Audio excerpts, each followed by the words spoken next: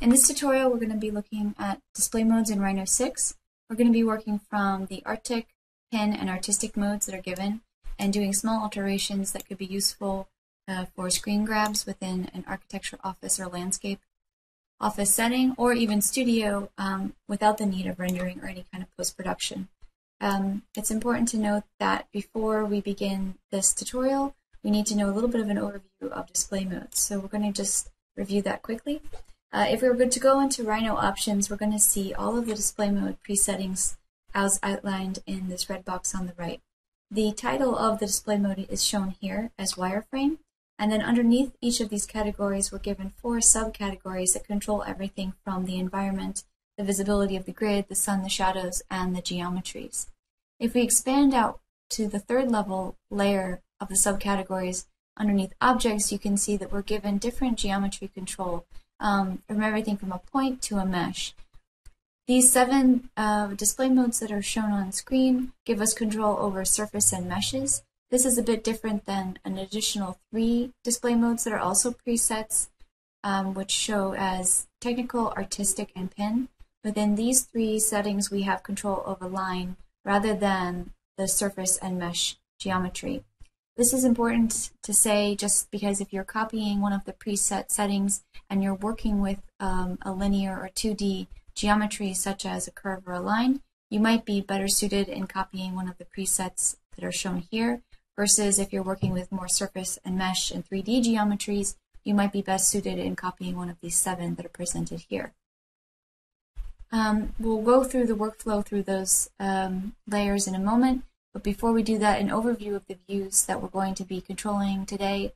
We're working from the pattern drawing that's presented on the Rhino Wiki, the artistic, and the pen, with some subtle changes to the visualization of line and curve settings as well as background. Then we're going to go into Arctic and play with the curve and texture mapping that are visible within the display setting, and finally wrapping up with the Arctic mode with some shadows changed completely, as well as the kind of curve and texture mapping on within that setting. As we mentioned a little bit before, the idea for this tutorial is to streamline workflow, especially for those of us in working offices. Oftentimes we're working from geometries that we have to do a lot of post-production for, and hopefully with these display mode settings you'll be able to print out views without the need of post-production, especially for plan view. So as you can see here, we have the trees shown within the plan mode, and the shadows are coming out quite nicely. I'd say the only thing that may be wanting for this is to put a different tree in the plan, but we can also do different types of mapping for that within Rhino. However, the idea is that we output the plans and views at a high resolution so that they can be reviewed and discussed in a manner that doesn't require hours of endless labor at the end of the day. So going back into the Rhino 6 interface, before we get into how we control the display mode settings, we need to know how to access it. The first way that we can do this is, of course, by using the command line and typing in display attributes manager. This will prompt up and bring open the display modes underneath the view in the Rhino options. You can see our initial display modes as presented within Rhino 6, from wireframe to ray traced. The render demo is the custom view settings that are set on screen. I'm going to cancel that for a second. If you prefer to click options, that's another way we can access all of the Rhino options, and of course the view and display modes are presented in there.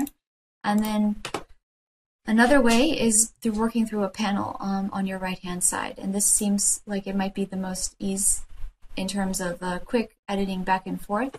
So in order to get this, if we turn on properties and go to that layer that's on, you're going to see a gear on your right hand side. If you click that, then you can enable all of these other panels to be visible within your workspace. Display is the one that we want to have the edit attributes on. Layers, named views, properties, rendering, and sun are useful to have on in this tutorial.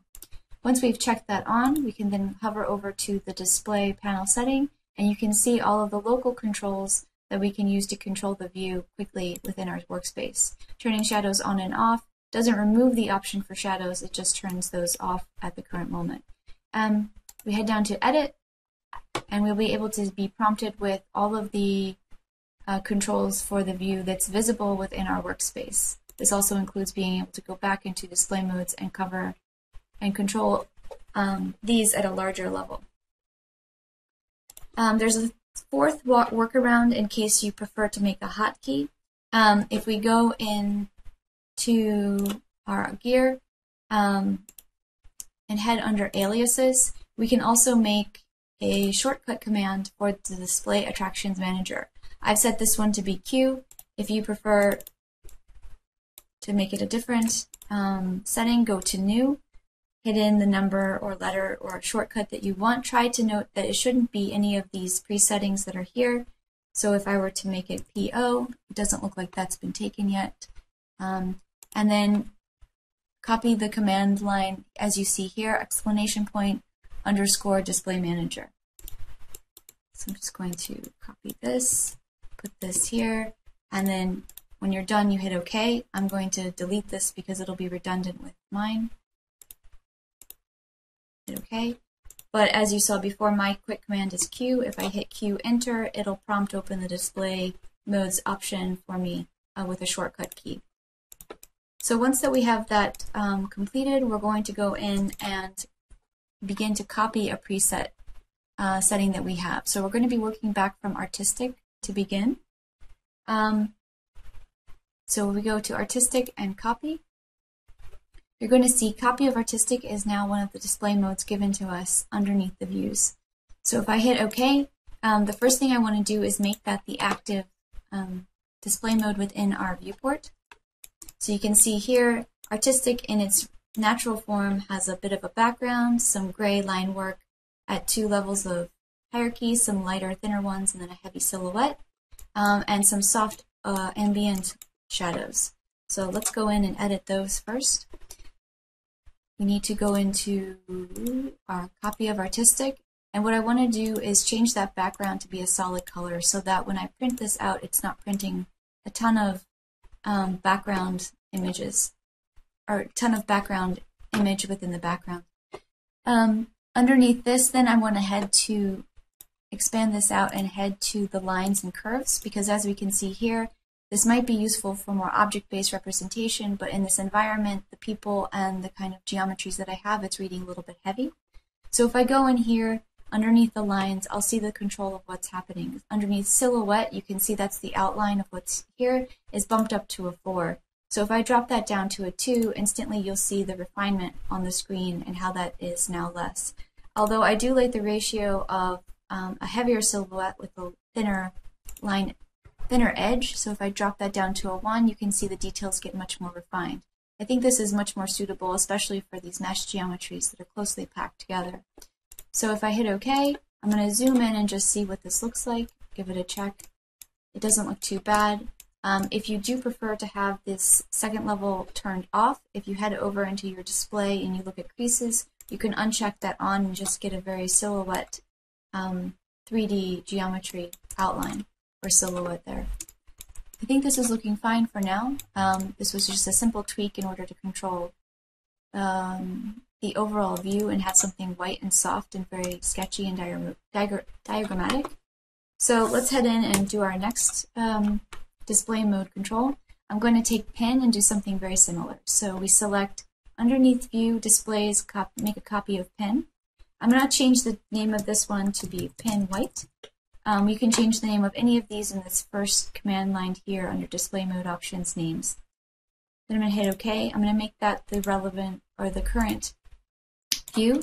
And you can see within the presets of pin, we already have a lot more issues compared to artistic. Because there aren't any shadows, reading geometries that do not have a silhouette that's created from a mesh isn't visible. And as well, some of the line work is too heavy to be read at this kind of scene view from far away. It's reading as one patch. So I'm going to go in and change these things to begin. So if I head to pin white, I'm going to go to shadows first and turn the shadows on. And I like the way that that's reading, so I'm okay with that there. I'm going to head to the first level of pin white, and I'm going to change that background to be white as well. I like to have these two options within a display mode setting. One gives black outlines with a soft shadow, and then the other one has a gray soft outlines with the shadow, and they're nice for different things at different times. This one reads a little bit more crisp and clean, so it has a much more kind of heavy technical feel if that's what you're looking for. Then I'm going to head to objects and lines, and I'm going to control this, the visibility of the line work. So I do think that all of the black is reading very heavy. I'm going to go in here and change this one to be dark gray. This is the edge line, and then it does start to give me some nuanced difference between these plantings that I have here. If I drop this down to a 1, let's see what that looks like. That's reading really nicely, but I lose the hierarchy between, well, it's there slightly, but you lose the hierarchy between the silhouette and the kind of edge condition. So with this one, the same thing. If we don't want all of this interstitial line work, we can turn off creases. That looks better there. So I'm going to go back in and change up that silhouette to be 2 because I liked the relationship between those two. So go back into my pen white. It's good to note that anything that you've changed from the original setting will be shown to you in purple. This works generally across most of the views. You'll see in the render demo sometimes it doesn't show for certain layers. But if we go to objects, lines, I'm going to make this one a 2 again, so I have a heavier outline, just because it's supposed to be a little bit more diagrammatic and sketchy. All right, I like that view. I'm going to leave this as is, and just to go back to the differences that we had, this is the pin white, this is the artistic. You can see the softness and difference between the two. Those are great to have at hand. So, going back in to the display mode settings, we are going to take a pause here and head over to the Rhino Wiki. Within this advanced Rhino 6 display modes, within this post there are a lot of resources that are useful. This will be linked in the bottom of the tutorial. It covers all of the preset views and then has some great tutorials that talk about the similar things we are discussing for an object, the object of a car. This deals with textures and line work and shadow control, as well as just nice overviews of display mode control in general. We're going to be creating this artic with outlines in a moment, but this view here, or this display mode setting here, patent is quite unique in that it has the shadows represented as lines that you can change the angle of, and we're going to work through that today. So download this patent INI file.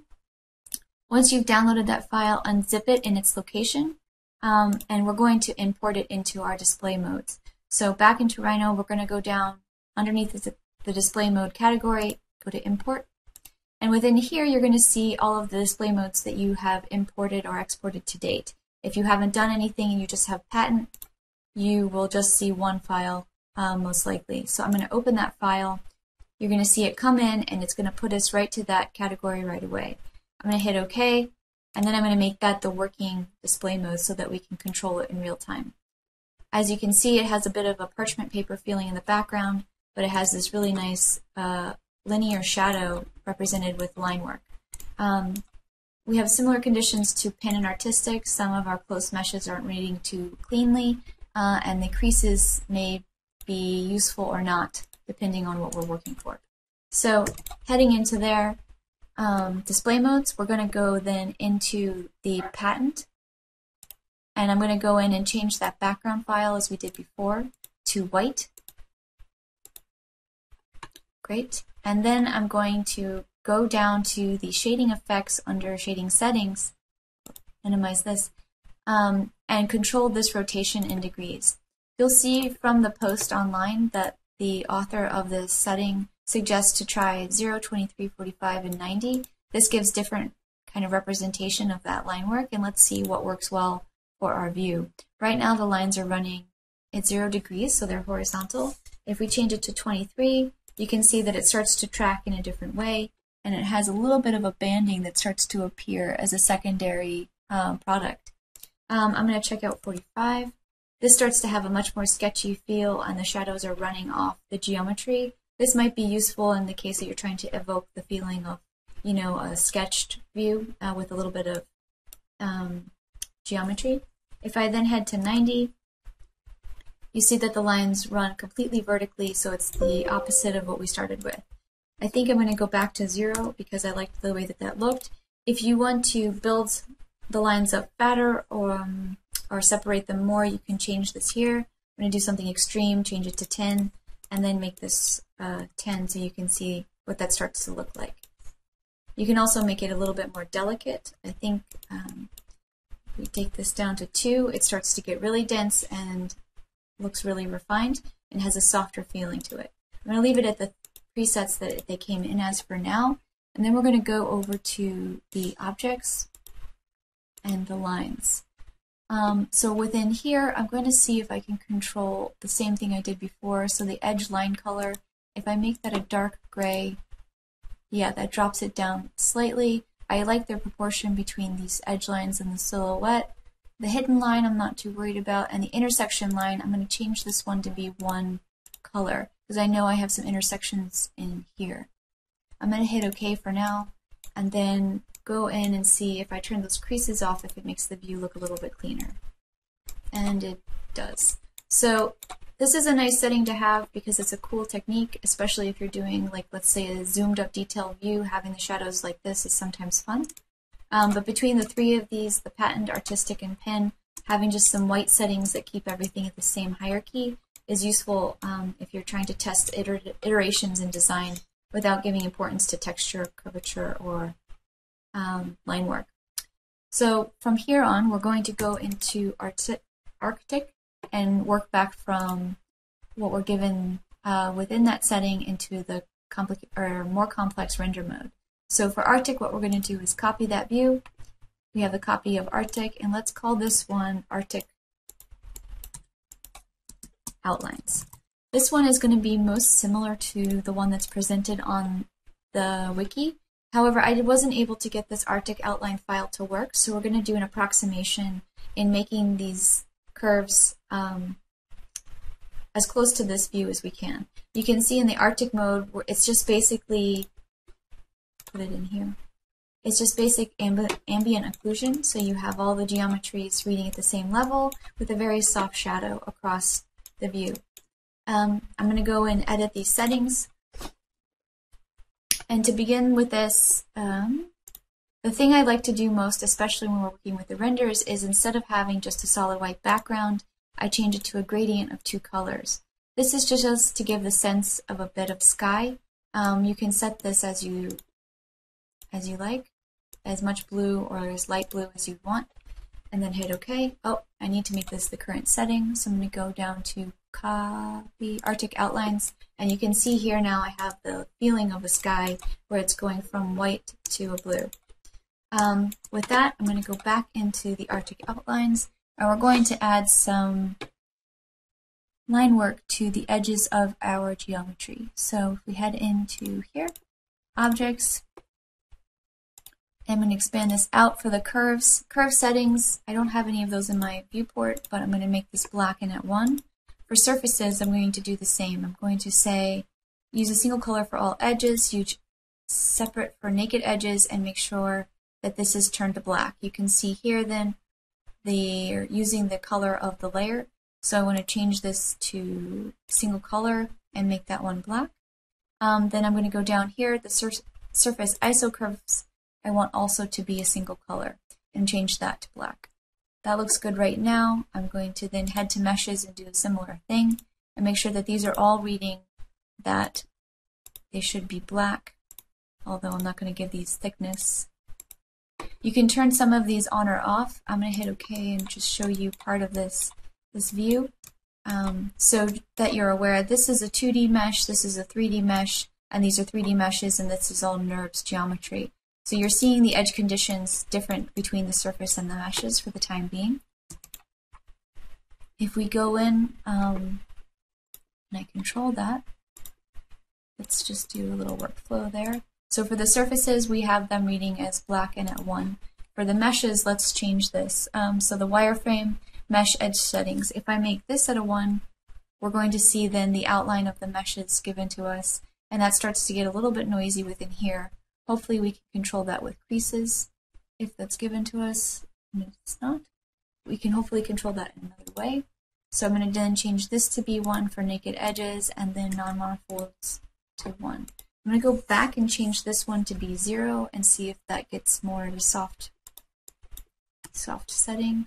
It's not too bad, but this is reading quite heavy in the scene, so I'm going to make this a gray, but just a slightly dark gray.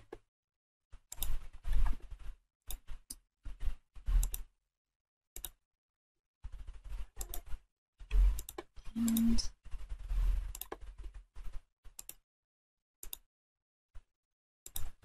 make this black. Let's see. Okay, I'm going to make it a little bit lighter then. And hit OK. And see if this works at all.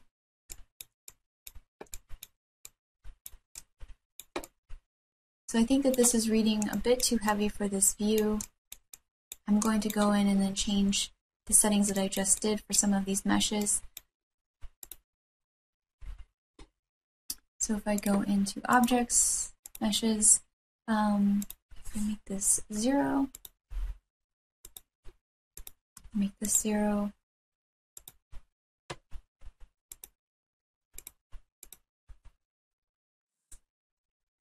make this 1, and bring this down.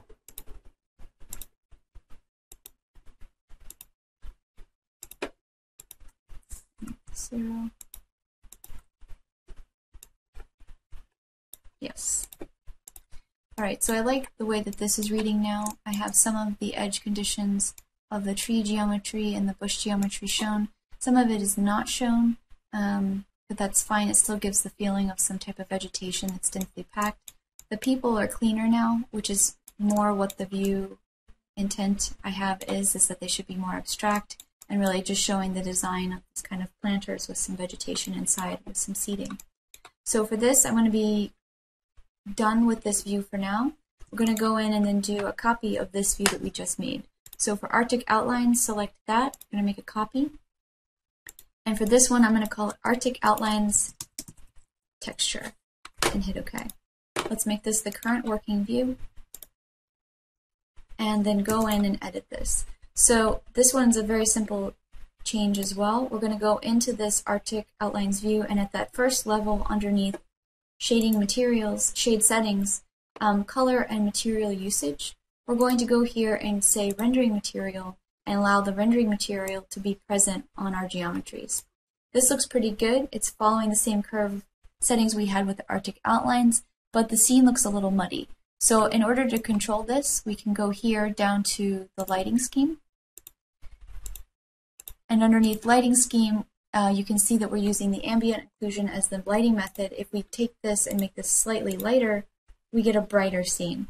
We still retain some of the shadow appearance, which is ideal because it gives a little bit of weight to the geometries, but it makes the general mapping of other textures much lighter and much more true to a kind of bright setting that would be useful. So I'm happy with this for now.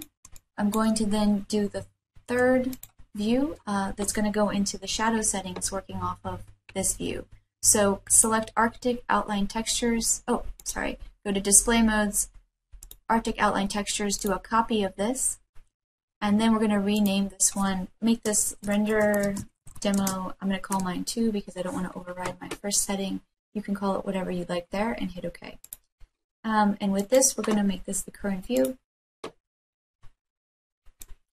And then I'm going to go in and alter these settings. So the first thing that we're going to do in order to make this have a much more realistic feel for a scene or a rendering scene is to change the shadows.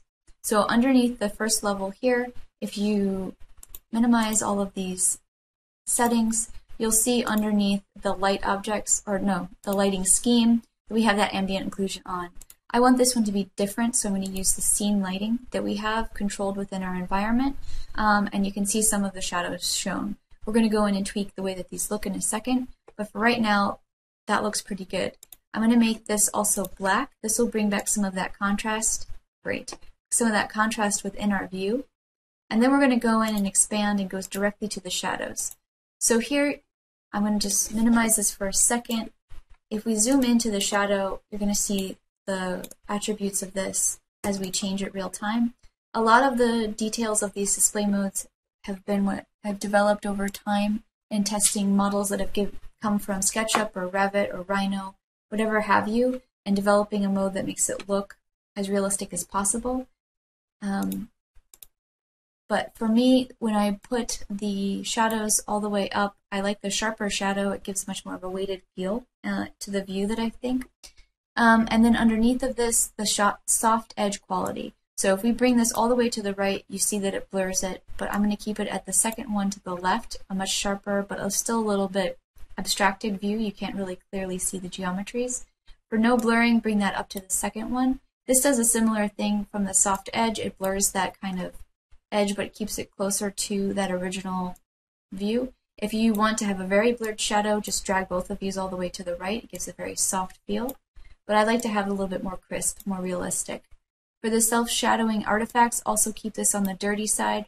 You can see here, look at the details of the hands and the legs. If I put this all the way to cleaner, you get much more precision holding to the geometry that it's coming from. I like the kind of interpolated meshing of the shadow in between. For transparent objects, I like to have that casting shadows always, and then camera-based clipping bubble. In the scene we have right now, these shadows are working really nicely due to the size and the size of the geometry and the size of the information in the file. If you're working with a really large site model, at some point these shadows will drop off. I'll put a link to a tutorial that helps to speak to this and controlling these shadows in a local way as best we can. But this camera-based clipping bubble is what that uses. It makes it so that you have a more local zone, so that you have shadows represented more clearly in a smaller scale. If it is the large model, you may not have the shadows represented, depending on kind of computer that you're on at that moment. Then I'm going to hit OK for now and then go out and see what else I want to change. I think for this view, I'm going to drop the line work off of these meshes. I wanted to have a much more soft feel. So if I go back into this render mode, I'm going to go to my demo 2 and objects, head to my meshes. I'm going to bring this back to 0, and that makes it softer and feels quite nice. So I'm happy with the way that this is so far, but then in looking at some of the textures, you can see that due to the line settings, if I zoom out at a certain level, it's a bit too washed out. Also, if I head over to the top view, I know just from working with this setting that the shadows of the trees are going to be a little bit light, and I want to show you how to control this in the case that you want to have it a bit darker. So within our display panel, or our panels over here, if you click to rendering, you're going to see, if we bring up the lighting setting here, if we turn off the skylight, we get that dark rhino shadow. So I think that I like the skylight on, however, it's reading at an intensity that's a bit too much for what I want in terms of output. If we drop this down to 0.5, you'll see then that the shadows start to appear much more as I would like to have them within this plan view. Also, this texture here of the pavers, if I go back into the perspective view, you'll see that this is now represented much more gray. I mean, the scene is a bit darker, but it's a little bit more gray than it was before, and you can see the paver grout lines in between more cleanly. If you want to bump this up, you're welcome to. It gives it back to that white feel. But controlling this intensity here for the skylight will help control the shadows and the way that they appear as the final outcome. For this, then, outputting this work, the method that I like to use is the view capture to file. So if we do dash view capture to file, this will give us the ability to control the presettings within this view. This is the default setting of my screen as I have it right now. This scale takes these numbers and multiplies it by that number. So typically working with a 2 or a 3 will give us a large resolution file. I'm going to leave it at a 3 right now, but by clicking this and entering a number, you can change it from the scale that you want. If you need a really low-res image and something that's more true to what's on your screen, you just enter the 1. But for now, we're going to go back to 3 because I want to show you the detail of the textures that are mapped, even if we just do a screen grab. And then I'm going to go to Browse, and you need to select where you have this file. I'm just going to call this P01 for Perspective 01 and hit OK. Then give it a moment. It'll produce the view.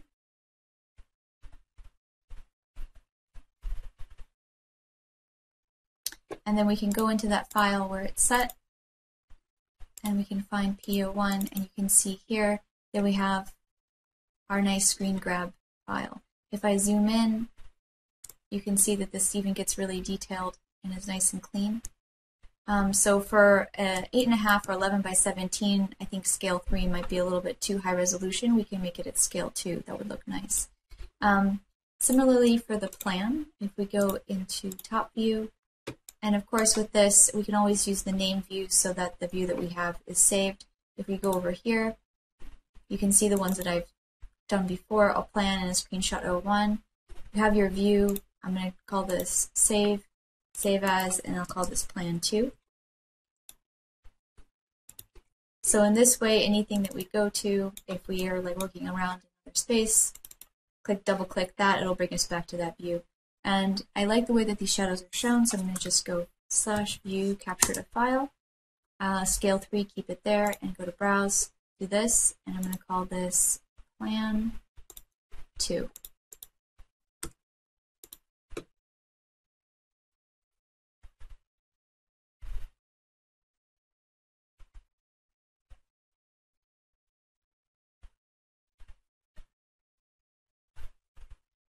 Great. So we can go and review that, plan 2. And what I like about this, as I said before, is the resolution. This was just a screen grab, but already I can zoom in quite high. So if we need to do a detailed study between a transition of a planter and a paver, and let's say some DG, we can do it with some quick screen grabs. The screen capture method and display modes is quite useful everywhere from concept to schematic and even to DD. I've used it throughout projects I've been working on. The only thing that I typically do change in post is the tree profile. There's another workaround tutorial I'll be creating where we map in plan trees so that we don't have to go into Photoshop and that they show up in the view. But these for right now, for this discussion, it seems fine and suitable. The bushes over here, because they're just 2D geometry, this would need some work. However, you do get a nice shadow coming from the bush so that you know there's some density of some understory there. In general, though, I'm happy with the way this came out. So the last thing that we need to cover is how do you save, share, and develop your library for your display settings. So if we head back into the display modes under Rhino Options, you're going to see that we have all of the standards here, and we also have the ones that we've created. Through selecting these, even the ones that are given to us, we can export them out as base files. So if we go here, our Arctic Outlines texture, we can export this out as a display mode setting file and then save it within the local area. If you want to import, it's the same workaround method that we covered within this tutorial. I would say, as a point of suggestion, anytime you're happy with your display mode, save it as a unique name within your library, because you might start changing things when you're working with different types of files, and you might lose those settings if they did work for you once. So I typically have 3 to 4 file versions within the display modes just to work, or have them as benchmarks of workflows that have worked for me before. Hopefully this was helpful for you, and thanks. As an additional note to the video, for the scene elements that were used in this model, several of them were pulled from 3D SketchUp Warehouse, which includes the people, the dogwood trees, and the betula tree. In terms of elements that came from Revit, it's the furniture here and these lower 2D understory bushes. The equisetum were made with the definition in Grasshopper, and everything else that you see was made within Rhino. Hopefully this was helpful.